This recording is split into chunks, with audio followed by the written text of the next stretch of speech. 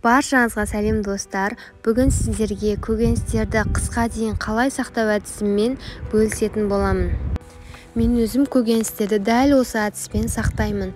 Ешқандай үсімейді, тамаққа да сала салғанға ыңғайлы.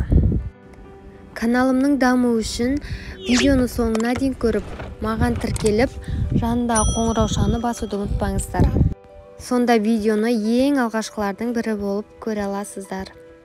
Жіңішкелеп туралған қызанақтарды мантыварканың листісіне астына пергамент төсеп, қызанақтарды орналастырамыз. Мен пергаменттен осы поклан деген түрін қолданамын. Өте жақсы, астына жабыспайды. Жабысқан күнде де астын сүртіп тастап бірнеше мәрте қолдануға болады. Міне қызанақтарымызды салып болдық. Енді бұны мұздатқышқа жібереміз.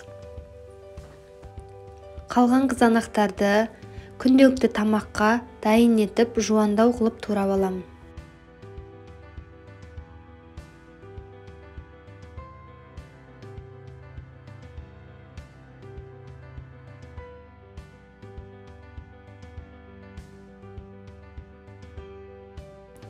Бұларды да мантыварканың листісіне арасы тиіп қалмайтындай алшақтау етіп орналастырып шығамыз. Мантыварканың листісінің орнына кез келген жайпақ ыдыстарды қолдана беруге болады. Біздің салатын мұздатқышымызға сыйса болғаны. Болгар бұрышында артық жерлерін алып тастап, өз қалауымызша турай береміз. Осылай турап қатырған өте ыңғайлы екен.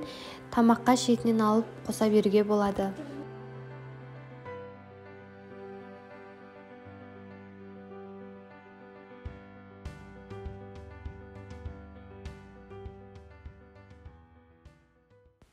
Болгар бұрыштарын турап болған соң, осылай матаға жайып кептіріп алдым. Кепкен соң мантыварканың листілеріне салып қатыруға жіберемін.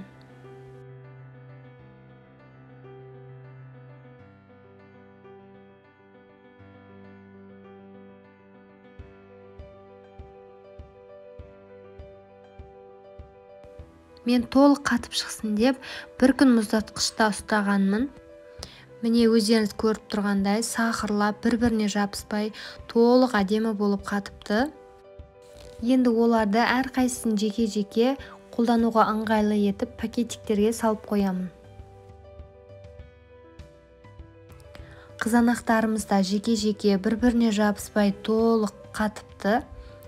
Оларды да әрқайсысын бөлек-бөлек пакетиктерге салып қоямын. Көкөністерді осылай жаз күз мезгілдерінде арзан мол кезінде қатырып алған өте ыңғайлы екен.